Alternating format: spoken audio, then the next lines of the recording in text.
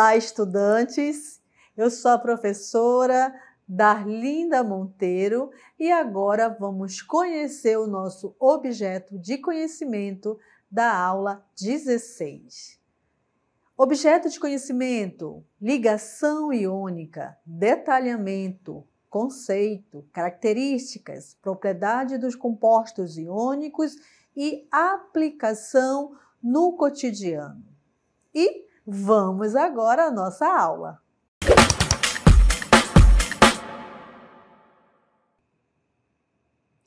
E na aula de hoje de Química, vamos iniciar com essa pergunta: por que os átomos se ligam? Os átomos, eles se ligam uns aos outros para tornar mais estável o arranjo de elétrons carregados negativamente. Esses elétrons ficam nas chamadas camadas ao redor do núcleo carregado positivamente. E cada camada se torna estável quando contém um certo número de elétrons, conforme ditado pela teoria quântica. Então, agora nós vamos assistir uma animação de uma reação do sódio metálico com o gás cloro, e essa reação vai ter como produto formado o cloreto de sódio. Prestem aí atenção nessa animação. Olá, alunos! Vou demonstrar um experimento de uma reação química entre sódio e cloro. Em um balão volumétrico fechado com cloro gasoso, vou adicionar um pequeno pedaço de sódio metálico. E em seguida, vou adicionar um pouco de água para ajudar a expor o sódio para que ele possa reagir com o gás cloro. O resultado é uma reação violenta que ocorre com a liberação do calor à medida que o composto iônico cloreto de sódio é formado. E vamos observar essa reação aí do sódio e do cloro agora na próxima cartela. Observem, né? O que a gente pode observar nesse esquema aí, né?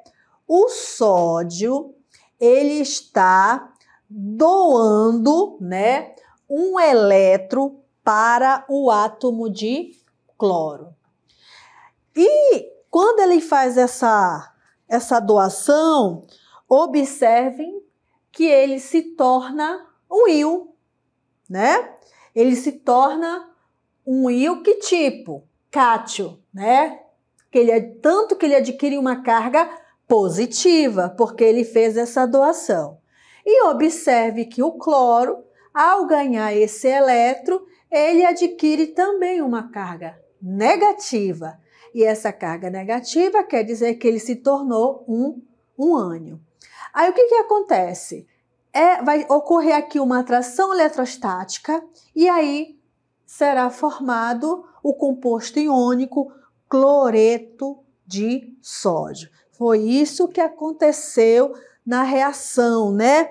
Lá da quimiquinha, ela pegou esse sódio metálico, adicionou dentro do balão, não é verdade? E aí já tinha o gás cloro. Para acelerar a reação, o que ela fez? Ela adicionou uma gota de água, porque o sódio em contato com a água, gente, a reação é muito violenta. E aí só foi mesmo para fazer com que a reação fosse rápida. E com isso, né, houve liberação, houve ganho de elétron, formou-se íons, e nessa formação desses íons, esses íons se atraíram e formaram como produto o cloreto de sódio. E aqui nós temos os tipos de ligações químicas, né? As ligações intramolecular, que são a ligação iônica, a ligação covalente e a ligação metálica.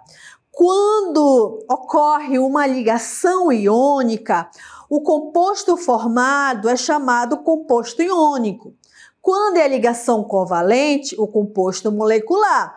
Quando a ligação é metálica, o composto formado são ligas metálicas. Então, além dessa ligação intermolecular, existem as ligações intermoleculares, que são a ponte de hidrogênio, dipolo e dipolo induzido. E hoje vamos conhecer a ligação iônica. Vamos lá? O que é uma ligação iônica? A ligação iônica, ela é também conhecida por ligação eletrovalente. Ela é realizada entre íons. Então, só ocorre ligação iônica se tiver íons, tá bom? E esses íons, eles são os cátions, que são íons que têm carga positiva, e os ânions, que são aqueles íons que têm carga negativa. Para ocorrer essa ligação iônica, é importante que um dos átomos seja um metal. Tem que ter metal. Porque todo metal, gente, ele cede elétron. Ele gosta de ceder elétron para adquirir a estabilidade, né? Então, ele cede definitivamente esse elétron. Não é como a ligação covalente que ele vai compartilhar os elétrons. Na ligação iônica, ocorre aqui, né, a doação definitiva do seu elétron e o recebimento também, tá bom? E quando esse metal ele vai ceder os seus elétrons, pode ser um elétron ou pode ser mais de um elétron, tá bom?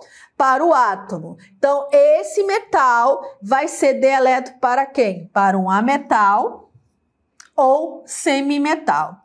O hidrogênio é uma exceção, porque o hidrogênio, ele não cede elétrons, ele compartilha elétrons, ok? E aqui nós temos, né, um exemplo de ligação iônica, que é aquela reação entre o sódio e o cloro. O que a gente observa nesse esquema? O átomo de sódio, que ele pertence à família 1A, ele tem um elétron. Então, ele vai transferir esse elétron para o átomo de cloro. Durante esse processo, né, o que acontece? O sódio perde um elétron e aí, observe no esquema, que ele vai se tornar um cátion, Na+, positivo. E o cloro, ele ganha esse elétron e aí ele se torna um ânion. E geralmente os ânions têm nomes especiais. E o nome desse Cl- aí, gente, é o cloreto. O nome dele é cloreto. O que a gente percebe na próxima imagem ali, né? O íon sódio N+, então ele vai se ligar com o íon cloro menos, com cloreto, né? E essa ligação aí, dessas cargas de íon positivo com íon negativo, elas ocorrem por forças eletrostáticas, porque cargas de contrária, elas se atraem, não é isso? Então, a gente observa que a carga +1 do sódio, ela é equilibrada pela carga -1 do cloro. E o composto resultante é esse composto aqui, ó, o cloreto de sódio.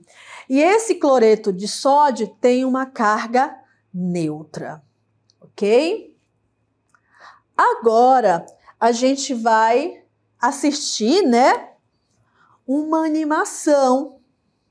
E essa animação a gente vai perceber, né, essa doação, esse recebimento e essa atração desses íons aí para formar o cloreto de sódio. Vamos assistir, prestar bem atenção. Um átomo de sódio e cloro estão próximos um do outro. Um elétron de cada átomo sente a atração do núcleo do outro átomo. A atração pelo cloro é mais forte que a atração pelo sódio. Um elétron é transferido do sódio para o cloro. Durante o processo, o sódio perdeu um elétron para se tornar um cátion Na positivo. E o cloro ganhou um elétron para se tornar um ânion Cl negativo. O íon Na positivo então se liga ao íon Cl negativo por forças eletrostáticas. Ou seja, o sódio se torna um íon positivo e o cloro se torna um íon negativo. Os íons positivos e negativos se atraem e formam o composto iônico cloreto de sódio. A carga 1 positivo do sódio é equilibrada pela carga 1 negativo do cloro. O composto resultante de cloreto de sódio, NaCl, tem carga neutra. Então, essa animação, ela reforça, né, o que eu expliquei para vocês lá no nosso esquema, né? Que para ocorrer uma ligação iônica é necessário a formação de íons. E agora a gente vai ver um resumo disso daí. Vamos lá? Então, gente, para que ocorra uma ligação iônica, é necessária a formação de íons. Os íons formados, eles vão dar como produto os compostos iônicos. Eu preciso ter no meu composto, né, iônico, um metal e um ametal, tá? Também chamado de não metal. Os metais, olha aí, atenção, os metais são eletropositivos. E a gente está com a tabela aqui do lado e a gente percebe que em amarelo aqui, ó, são todos metais, todos esses elementos são metais. Ou seja, todos eles são eletropositivos. O que eu quero dizer com isso? Que eles tendem a formar cátions, tá bom? Então, se você tem um composto iônico e você quer saber se está formando uma ligação iônica ou não, você precisa analisar dessa forma. Tem um metal? Eu tenho um não metal? Bacana. Então, eu posso afirmar que aí é uma formação, né, desse composto se dá por ligação iônica, né? Porque preciso ter um metal e preciso ter um não metal. E lembrando, metais são eletropositivos, ou seja, tendem a formar cátions. Eles vão doar, gente, eles nunca vão receber elétrons, eles são doadores de elétrons, tá bom? Para poder formar esses cátions. E os ametais, que são poucos, né, os não metais, eles são eletronegativos, tendem a formar ânions, tá? Com exceção do hidrogênio, tá? Com exceção do hidrogênio, que ele não vai doar elétron, ele apenas compartilha, tá? Muito importante essa informação, ok? Agora, a gente vai observar aqui, esse é o retículo cristalino, tá? Esse retículo cristalino aqui, ele corresponde à estrutura do cloreto de sódio, conhecido popularmente como sal de cozinha, tá bom? Além desse retículo cristalino, eu também tenho outros compostos iônicos que possuem outras estruturas. Vamos conhecê-las? É o caso do cloreto de césio. Observem aí comigo que a forma dele, a estrutura dele, desse cloreto de césio, é uma estrutura cúbica, bem simples, né? Tem o outro, que é o sulfeto de zinco. Ele já tem uma forma hexagonal, né? Da união desses íons, tanto dos íons cátion com os íons ânions. E temos o fluoreto de cálcio. O fluoreto de cálcio, observe que ele já tem uma forma hexagonal.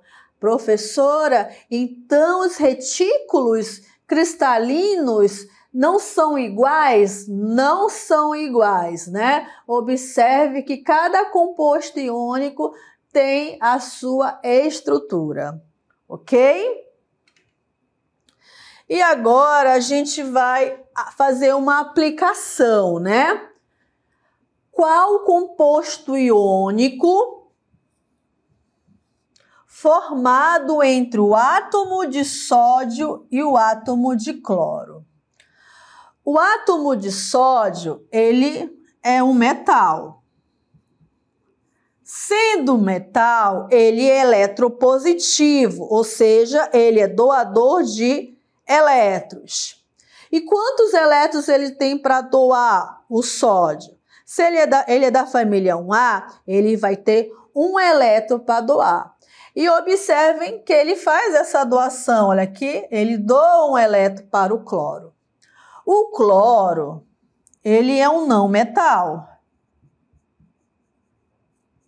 Tá? Ele é da família dos halogênios.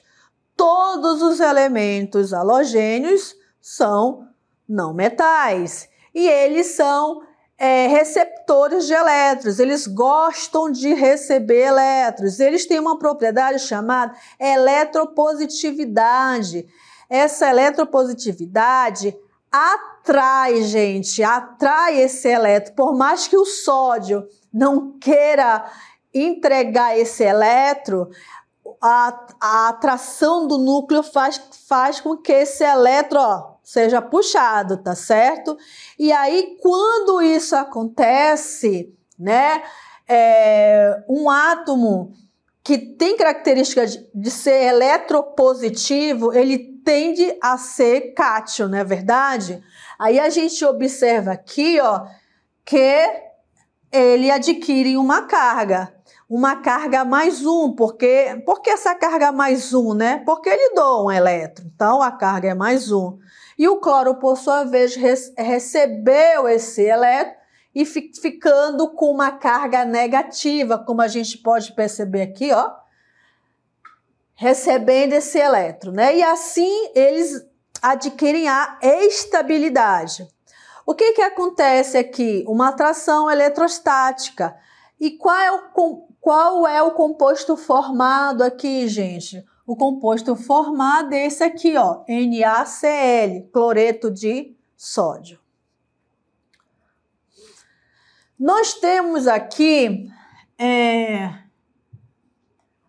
a segunda aplicação, né? Nós temos a segunda aplicação. Dos compostos abaixo, qual não realiza uma ligação iônica? Aí a gente resgata a definição. Para ocorrer uma ligação iônica, é necessário que eu tenha um metal, um não metal ou um semimetal. Observem aqui, ó, que a questão A realiza a ligação iônica, a B também realiza a ligação iônica, porque eu tenho um metal e um não metal, eu tenho um átomo que é eletropositivo e outro que é eletronegativo, que tende a formar íons. A letra C também não, e nem a letra E. Mas a resposta correta aqui é a letra D, né? É o ácido clorídrico. O ácido clorídrico, ele não realiza a ligação iônica. Sabe qual é o tipo de ligação? Ligação covalente.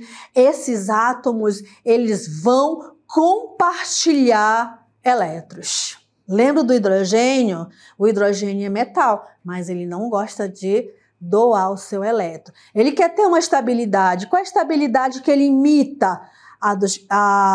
Do átomo hélio. Ele imita o hélio, né? Que ele é estável apenas com 2 elétrons na camada de valência. Aí nós temos agora a aplicação 3, né? Qual o composto iônico que é formado entre o átomo de magnésio e o cloro? Observem aqui, ó, que o magnésio ele é da família 2A. Então, ele tem 2 elétrons para doar. Outra característica desse átomo, se a gente for observar na tabela periódica, é que ele é metal. Logo, ele é eletropositivo, ele vai tornar-se um cátion, vai ter carga positiva.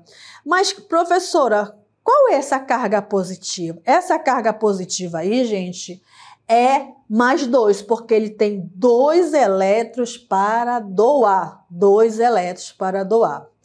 Aí, o que ele faz? Ele doa, como vocês observem, estão observando aqui no esquema, ele doa para o cloro, né? Doa elétron para o cloro fica negativo, né? Com uma carga negativa, porque ganhou um elétron. Só que observem comigo, ó, que tem um outro elétron, né? Ele tem um outro elétron também. Aí o que ele faz? Ele coloca mais um átomo de cloro. Olha aí, ele coloca mais um átomo de cloro e doa para o cloro. Tanto que observem comigo aqui, ó, que eu tenho o íon formado aqui, ó, o íon cátion. Eu tenho 2, né? Carga mais 2, porque ele tem 2 elétrons, né, para ser doado. E eu tenho aqui, ó, 2 átomos de cloro. Só que cada átomo de cloro recebeu um elétron. Ó. Aí ele está indicando aqui, ó. O que vai acontecer aqui? Vai ter uma força eletrostática. Esses elementos vão ser atraídos, né, por essa força eletrostática, e aí a gente vai ter aqui esse composto iônico, que é o cloreto de magnésio, tá? A gente inverte aqui as cargas, olha aí, tá? E aí o composto iônico formado entre essa ligação magnésio e cloro é o cloreto de magnésio, ok? E agora, antes da gente entrar nas propriedades dos compostos iônicos, nós temos uma animação dessa ligação do magnésio e do cloro, tá bom? Então, a gente vai assistir essa animação, vai perceber essa doação, essa formação de íons, atração eletrostática na formação do íons e a formação do composto iônico. Vamos prestar atenção na animação, vamos lá. Então, observem aí que o magnésio estava com 2 elétrons. Desses 2 elétrons, ele doou 1 para cada elétron, olha aí. Esses átomos adquiriram cargas. Um tornou-se o cátion e o outro tornou-se o ânion, né? Quem é que se torna o cátion, professor? Aquele que doa, né? O que doa é o cátion. O que ganha é o ânion. Existe aí uma atração eletrostática e o produto final é o cloreto de magnésio. Ok?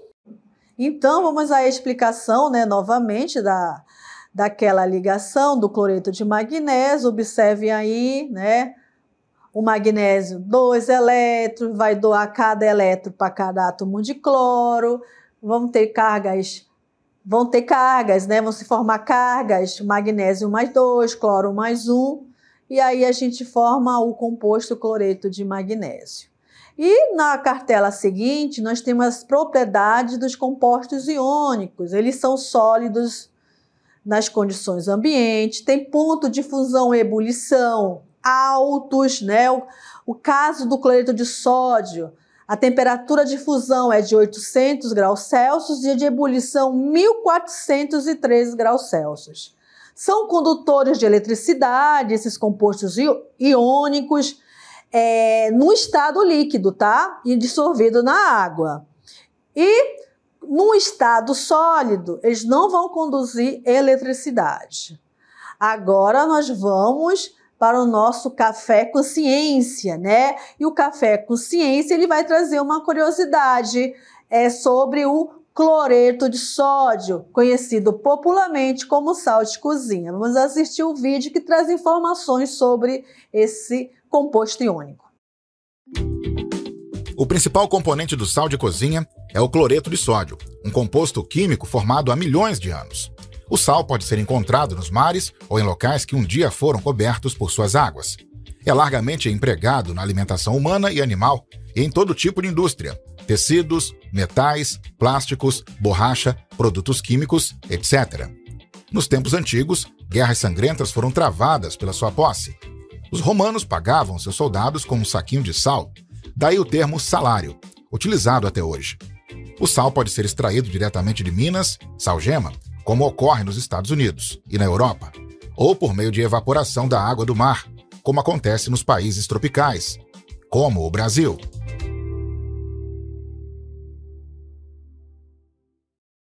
E aí, vocês gostaram do vídeo? Quantas informações interessantes a respeito, né, do cloreto de sódio, conhecido como o sal de cozinha, né? O cloreto de sódio, ele é um composto iônico e ele é responsável e dá aquele sabor nas nossas alimentações, né? Na nossa comida. Então, ficar uma comida sem esse gosto desse sal é terrível, né?